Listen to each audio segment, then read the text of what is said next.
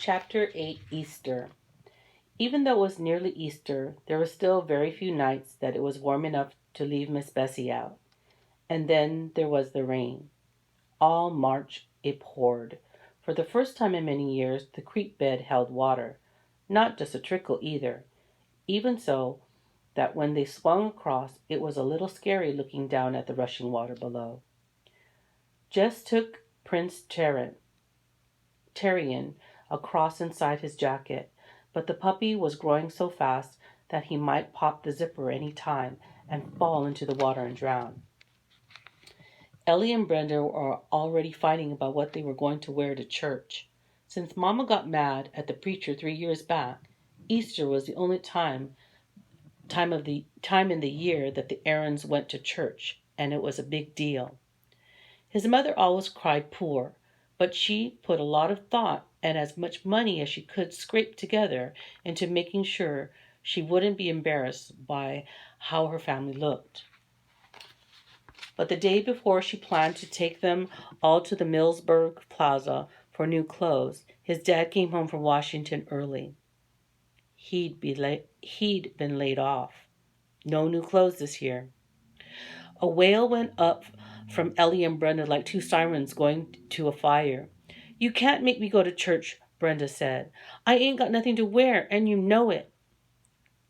"Just 'cause you're too fat," Maybelle muttered.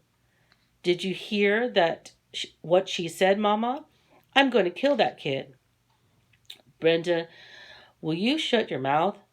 His mother sharply, and then more wearily. We got a lot more than Easter clothes to worry about." His dad got up noisily and poured himself a cup of black coffee from the pot on the back of the stove. "Why can't we charge some things?"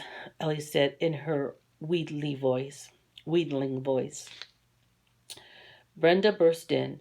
"Do you know what some people do? They charge something and wear it, and then take it back and say it didn't fit or something. The stores don't give 'em no trouble." Her father turned in a kind of roar. "I never heard such a fool thing in my life.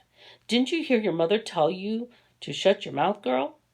Brenda stopped talking, but she popped her gum as loudly as she could, just to prove she wasn't going to put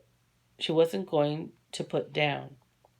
Jess was glad to escape the shed and the complacent company of Miss Bessie. There was a knock. "Jess?" "Leslie, come on in." She looked first and then sat on the floor near his stool. "What's new?" "Lord, don't ask." He tugged the teats rhythmically and listened to the blink, blink, blink in the bottom of the pail. "That bad, huh? My dad's got laid off, and Brenda and Ellie are fit to fry 'cause they can't have new clothes for Easter. Gee, I'm sorry. About your dad, I mean." Jess grinned. "Yeah, I ain't too worried about those girls. If you know them, they'll trick new clothes out of somebody. It would make you throw up to see how those girls make a spectacle of themselves in church." "I never knew you went to church." "Just Easter." He concentrated on the warm udders. "I guess you think that's dumb or something." She didn't answer for a minute. "I was thinking I'd like to go." He stopped milking. I don't understand you sometimes, Leslie." "Well, I never been to a church before. It would be a new experience for me." He went back to work. "You'd hate it." "Why?" "It's boring." "Well, I'd just like to see for myself. Do you think your parents would let me go with you?"